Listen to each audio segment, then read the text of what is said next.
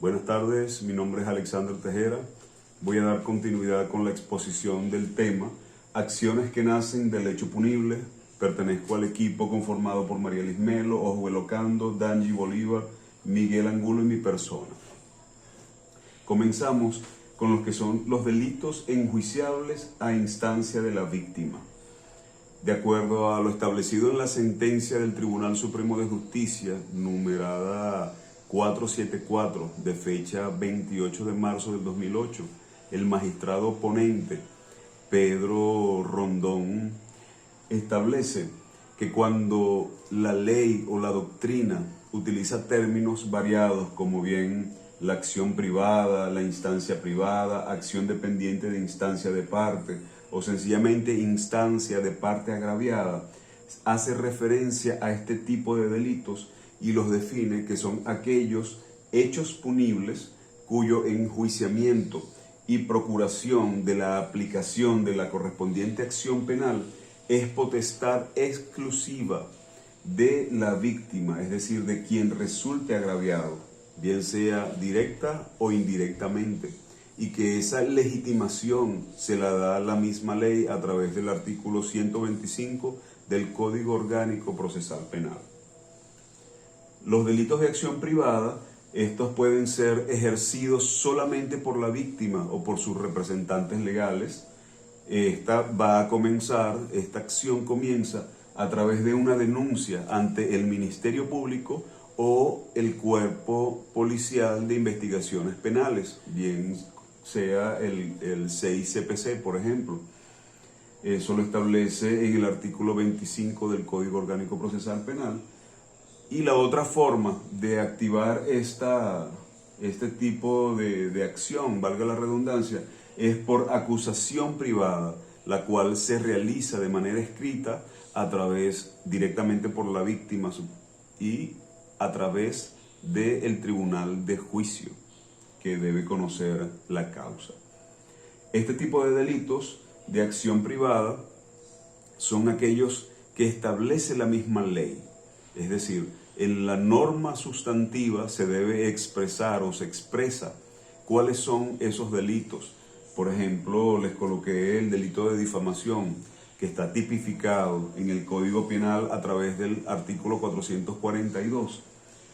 Él establece y define, encuadra lo que es la acción antijurídica, establece la sanción, la pena contra la persona que incurra en este delito, y luego en el mismo capítulo, a través del artículo 449, como una disposición común a los artículos anteriores, establece que todos los delitos previstos en ese capítulo no podrán ser enjuiciados sino por acusación de la parte agraviada o, en su defecto, del representante legal.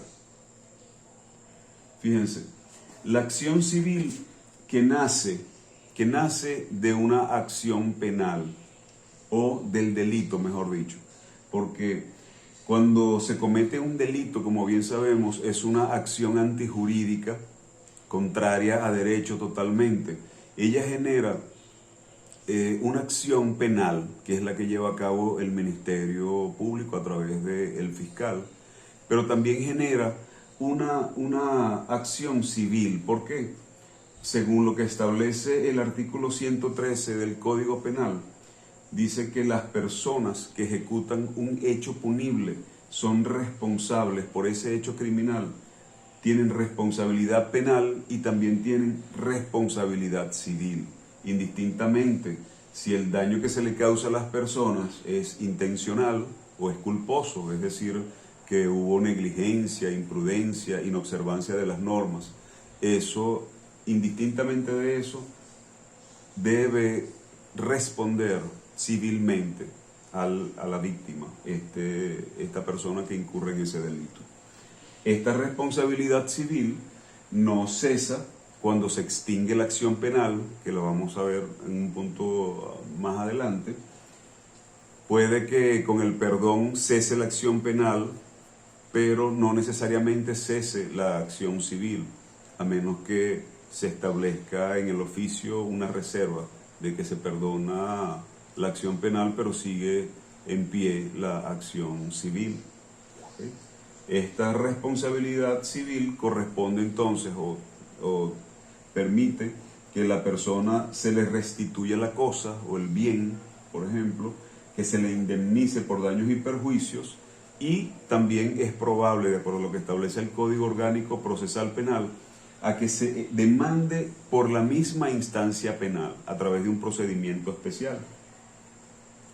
Esta demanda civil por daños ocasionados por el delito, ¿okay?, está establecido sus requisitos en el artículo 414 del Código Orgánico Procesal Penal, y como toda demanda debe contener la identificación plena del demandante, nombre completo, domicilio, residencia, dónde ubicarlo, la identificación completa también del demandado, quien está interponiendo esta demanda.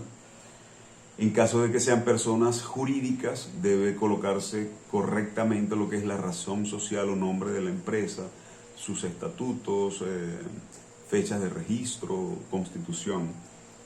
Una expresión detallada, completa, de todos los daños que se han sufrido y la relación que tienen con el hecho punible o el hecho ilícito. Deben citarse todas las disposiciones legales que se fundamentan la responsabilidad civil, ¿sí?, que se está demandando. Debe colocarse la reparación deseada o el monto de la indemnización que se está reclamando, la prueba que se pretende incorporar en la audiencia. Para poder activar este procedimiento de demanda civil, debe haber culminado el proceso penal y debe tener o contar con sentencia firme para poder utilizar este procedimiento especial. Este procedimiento de la demanda sencillamente comienza con la admisión y se interpone la demanda ante el juez, y tiene 3 días ese juez para revisar que se cumplan con todos los requisitos establecidos en el artículo 414 que acabamos de ver, y debe decidir si se rechaza o se admite. Se va a evaluar, por supuesto, la legitimidad de quien está demandando, es decir, que tenga el derecho legal para ejercer esta acción, o de su representante en todo caso. Luego viene la etapa de decisión, que una vez que se admite la demanda, el juez debe ordenar la reparación del daño y la indemnización del perjuicio. ¿Okay? En caso de que haya alguna objeción por parte del demandado, ¿por qué? Porque, bueno, por el tipo de reparación que se está exigiendo, o en la cuantía, el monto de la indemnización es exorbitante, por ejemplo, se establece una objeción y entonces se llaman a las partes, se le pasa una citación para que se dé una audiencia de conciliación. En caso de objeción del demandado, se pasa por escrito con pruebas y se cita a las partes a una audiencia de conciliación en un lapso no mayor de 5 días. Luego se tiene la audiencia de las pruebas, que esta debe estar entre 10 y 30 días a partir de la incorporación o admisión de la demanda. Y concluida esta audiencia, donde se van a presentar las pruebas, ¿verdad?, el juez debe dictar una sentencia ordenando la reparación del daño y la indemnización de los perjuicios. Es de destacar que contra esta sentencia no hay recurso alguno, debe acatarse, sin menoscabo del derecho que tenga el demandante, irse por la vía civil y demandar civilmente. Ok, pasamos al punto de lo que es la extinción de la acción penal y cuáles son las causales que tienen previstas en el Código Orgánico Procesal Penal. Fíjense, la extinción de la acción penal no es más que la pérdida del derecho que tiene el Estado de ejercer el poder punitivo sobre una persona, sobre personas que hacen un daño, un agravio a la sociedad. En este caso, cuando se extingue la acción penal, cesa el derecho que tiene el Estado de imponer una pena, es decir, de sancionar, de ejecutarla, de velar porque se ejecute, y por supuesto el imputado, la persona que ha sido procesada, también cesa la obligación de sufrir esa pena. De acuerdo a lo que establece el artículo 49 del Código Orgánico Procesal Penal, las causas de la extinción son La muerte del imputado o de la imputada, en concordancia con lo que es el artículo 103 del Código Penal, donde se establece que una vez que fallece la persona, en este caso el imputado, cesa toda acción penal. La amnistía, también en concordancia con lo que establece el 104 del Código Penal, esta es un mecanismo de perdón que se establece a un determinado grupo de personas, usualmente tiene efectos un poco amplios, y se realiza a través de una ley, es decir, que debe generarse un instrumento de ley para poder cesar la extinción o la persecución penal contra determinadas personas o grupos establecidos. El desistimiento o abandono de la acusación privada está establecida en concordancia también con el artículo 106. Sencillamente, la persona, cuando se tratan de delitos de instancia privada o de acción privada, renuncian a la causa y cesa toda acción penal.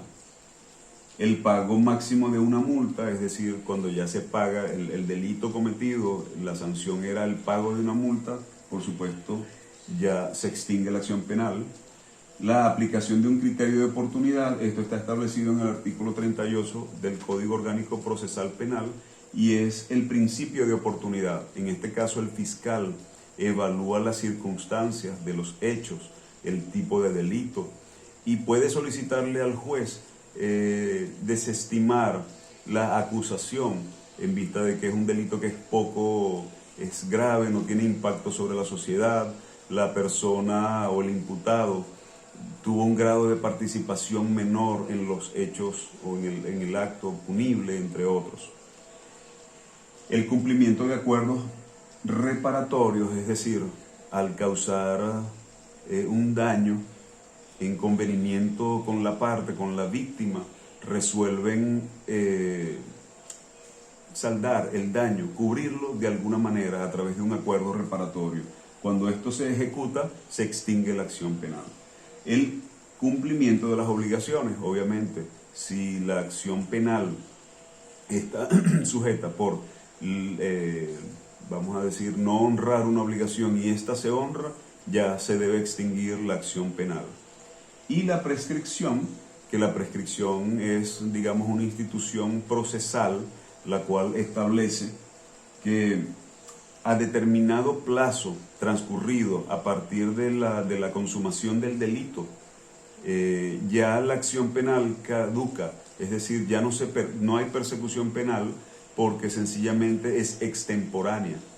Esta prescripción está bien detallada y va a depender, por supuesto, del tipo de delito y tendrá una duración de 3 meses, depende a los delitos más leves o menos graves, hasta los que son ya con condenas de presidio o prisión de más de 10 años, que tienen un periodo, por ejemplo, de prescripción de 15 años, contados a partir de la consumación del delito hasta el momento de la revisión o de la que comience la acción penal. Bien. Muchas gracias, esa ha sido mi exposición.